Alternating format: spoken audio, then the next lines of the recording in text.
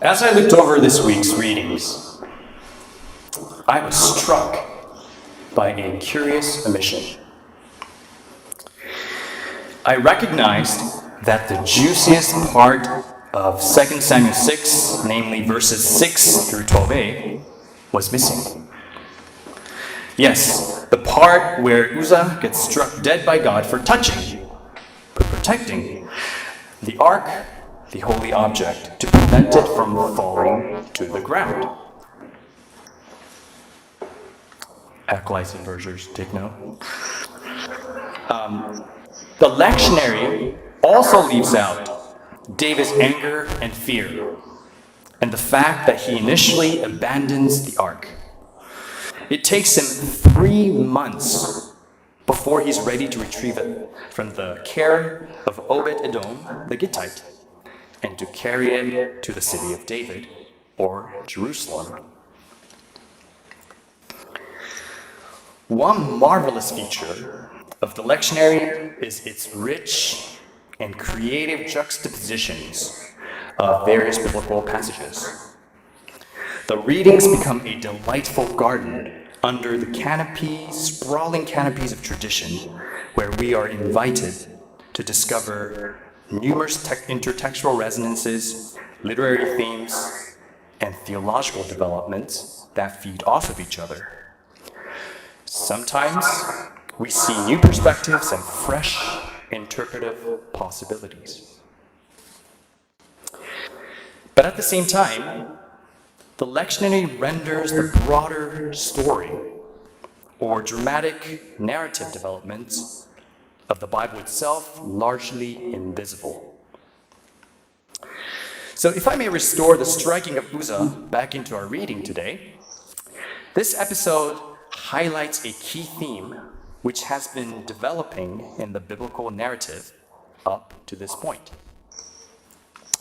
And it's the theme of the holiness or the otherness of God, particularly holiness as both very good and exceedingly dangerous. I imagine for many of us the word holy or holiness has little use outside of the church. We don't use it very often. We could list equally metaphysical sounding words like sacred, sanctified, hallowed, consecrated, or the etymological definition, set apart. But what do they mean? The word holy probably has little use for most of us outside the church, right? Except, of course, when you drop something on your foot or slam your finger against something and goes, holy, ... But holiness is an essential characteristic of God, who is to us invisible and in many ways totally unlike us. But here in 2 Samuel 6, God's holiness is felt in a tangible way, or if you like, made earthbound. God's dangerous and otherworldly energy literally zaps any common people or things that dare to come in contact with itself. Here in 2 Samuel 6, we get a glimpse of what holiness actually looks like. It reminds us that God's presence is both utterly desirable and extremely dangerous. In the dense opening chapter of Paul's letter to the Ephesians, which is bursting with rich theological themes and language, Paul takes a stab at articulating just what God's been up to before and beyond time about his plan of redemption in time. You can almost feel Paul grasping for words just to approximate the divine drama that is so much bigger, much more cosmic than you and me and our world. Even if we didn't quite know what predestination or redemption is, or how they hang together in the divine economy, one thing pierces through. It's hard to miss Paul's repeated emphasis on phrases like according to his good pleasure, or God lavishes upon us.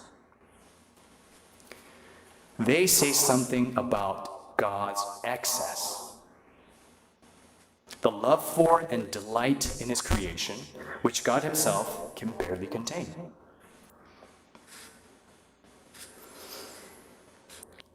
Then comes Mark 6. Mark sets up this episode as a way to foreshadow the arrest and the death of Jesus later on. That much is clear.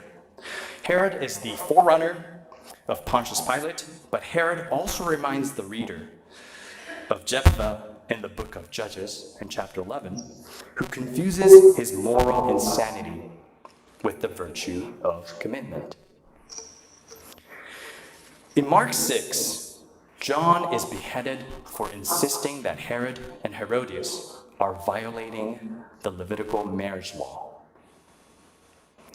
John may seem rigid, even legalistic, and emotionally callous, and death just seems like a high price to pay for a mere piece of legislation.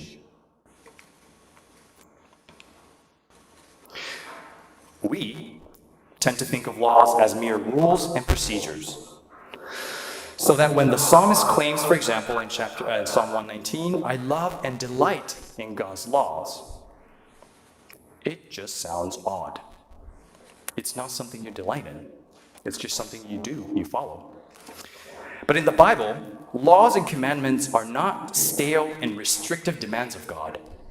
Instead, they are life-giving, because they create the necessary conditions for humans to be in fellowship with God. Laws are the stuff of the covenant that makes it safe for the Holy One, whose mere presence will consume humans, to dwell among Israel as their protector and lover. God's destructive power and danger is actually not a function of his anger, as commonly thought, but of his holiness. Being in God's presence is like standing naked inside the sun.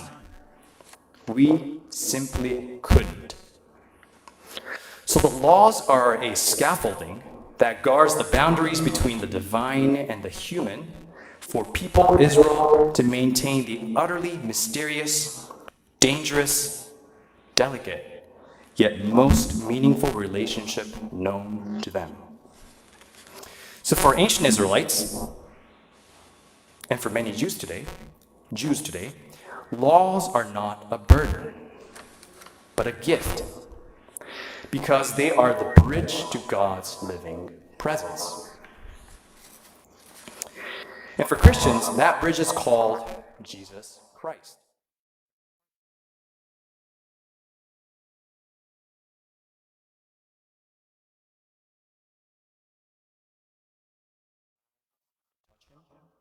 To hug him and kiss him without being destroyed by his holiness. Jesus is the witness to the astounding length to which God has gone to bridge the gap between the divine and the human. This evokes a deep sense of wonder, at least for me. And I think that sense of wonder is called love, that nudges us toward God and to trust in him. Amen.